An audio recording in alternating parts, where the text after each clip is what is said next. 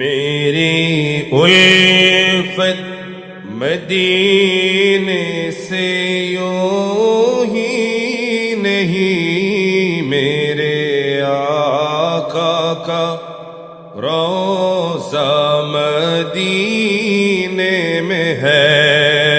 बोलें ना या रसूल अल्लाह। আমরা সুন্নিরা, আমরা নবীর গোলামেরা, নবীর আশিকেরা, আমরা মদিনা শুধু শুধু করি না। কেননা মদিনা আমরা এজন্যই করি, মদিনাতে আমার দিনের নবী, মায়ার নবী, নূরের নবী, গায়েবের খবর দেনে ওয়ালা নবী, জিন্দা নবী, উম্মতকে তারানে ওয়ালা নবীজি শুয়ে আছে। বলেন না সুবহানাল্লাহ।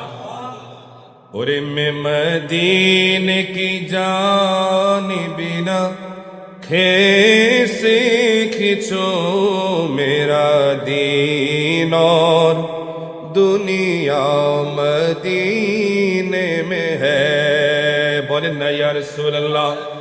বলতেছে আমরা সুন্নিরা আমাদের জবান থেকে, হৃদয় থেকে, দেহ, মন, প্রাণ থেকে আমরা মদিনাওয়ালাকে কখনোই মাইনাস করতে পারবো না। কেননা মদিনা কে? মদিনার পরিচয় কি জানো? মদিনা হচ্ছে আমার দিন, মদিনা হচ্ছে আমার ঈমান, মদিনা হচ্ছে আমার ইসলাম। বলেন না সুবহানাল্লাহ। এজন্য আমার সাথে সাথে আপনারা একটু পড়েন, ওরে মেরি উলফত মদীনে সে यूं ही नहीं, मेरे आका का रोज़ा मदीने में। और मैं मदीने की जानिब ना कैसे खिंचूं मेरा दीन और दुनिया मदीने में है।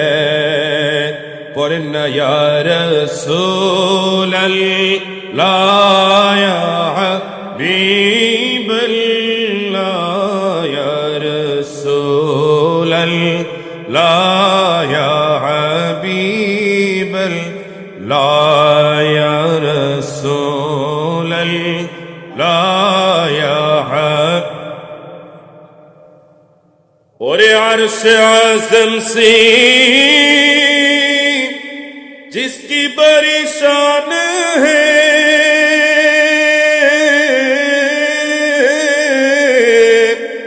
अरे रोज़ाए मुस्तफा जिसकी पहचान है, रोज़ाए मुस्तफा जिसकी पहचान है, अरे जिसका हम पल्ला कोई मोहल्ला नहीं, जिसका हम पल्ला कोई मोहल्ला नहीं, एक ऐसा मोहल्ला मदीने में है, एक ऐसा मोहल्ला मदीने में है। या रसूल अल्लाह या हबीब अल्लाह, या रसूल अल्लाह या हबीब अल्लाह, या रसूल अल्लाह या हबीब अल्लाह, या रसूल अल्लाह या। শায়ের বলতেছেন আরশে আজিম হচ্ছে গোটা সৃষ্টি জগতের মধ্যে সর্বশ্রেষ্ঠ সৃষ্টি। ওই আরশে আজিমের চাইতেও যদি জমিনে কোনো দামি জায়গা থাকে, সেটাই হচ্ছে আমার নবী সোনার মদিনা। বলেন না সুবহানাল্লাহ। সোনার মদিনা কেন আরশে আজিমের চাইতেও দামি? কেননা যে নবীর নূর মোবারকের সদকায় আল্লাহ পাক আরশে আজিম সৃষ্টি করেছেন, ওই মায়ার নবী, নূরের নবীজি মদিনাতে শুয়ে মদিনাকে আরশে আজিমের চাইতে বেশি দামি বানিয়ে দিয়েছেন। এজন্য শায়ের বলতেছেন মদিনাতে এমন নবী শুয়ে আছেন জিসকা হাম পাল্লা কোই মোহাল্লা নেই, যাকে পাল্লা দেওয়ার মতো দুনিয়ার জমিনে এমন কোন সৃষ্টি আমার আল্লাহ সৃষ্টি করে নাই।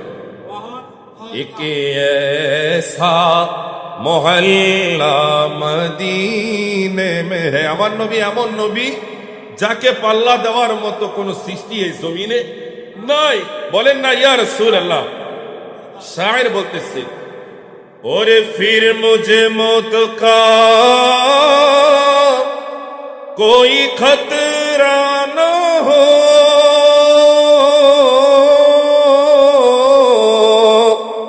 अरे मौत क्या जिंदगी की भी परवाह न हो, मौत क्या जिंदगी की भी परवाह न हो,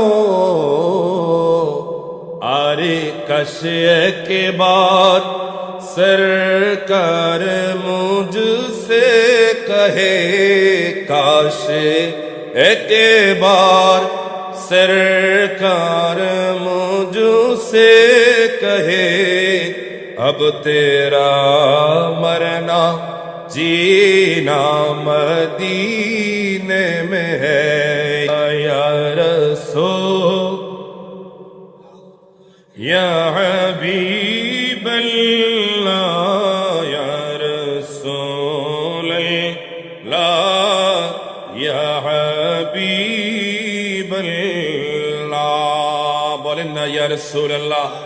শায়ের বলতেছেন, আমরা যারা নবীকে ভালোবাসি, মহব্বত করি, আমার নবী আমার জান, আমার প্রাণ, এটা যাদের অন্তরের মধ্যে রয়েছে, যাদের ঈমানের মধ্যে রয়েছে, ওই আশেক বলে যে আমরা মৃত্যুর কোনো পরোয়া করি না, মৃত্যুকে আমরা ভয় করি না, মৃত্যু আসুক কোনো সমস্যা নাই। বলেন না সুবহানাল্লাহ। কেননা শায়ের বলতেছেন, আরে মৃত্যু তো দূরের কথা, যার অন্তরে নবীর মহব্বত ভালোবাসা রয়েছে, সে তার জীবনে বাঁচবে না মরবে সেটাও পরোয়া করে না।